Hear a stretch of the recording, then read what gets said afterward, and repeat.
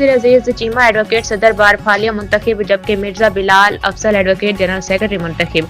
फालिया से मिर्जा आमिर शाहीन की इस रिपोर्ट में फालिया बार एसोसिएशन के सालाना इलेक्शन में मुदस्सिर अजीज चीमा सदर, जबकि मिर्जा बिलाल अफजल एडवोकेट सेक्रेटरी मुंतखब।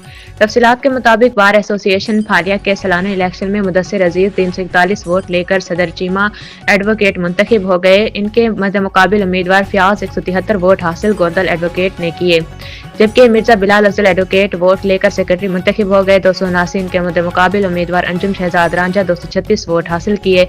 नताइज एडवोकेट ने ऐलान करते हुए जीतने वाले उम्मीदवारों के हामियों ने ढोल की थाप पर खूब भंगड़े डालकर जीत की खुशी मनाई।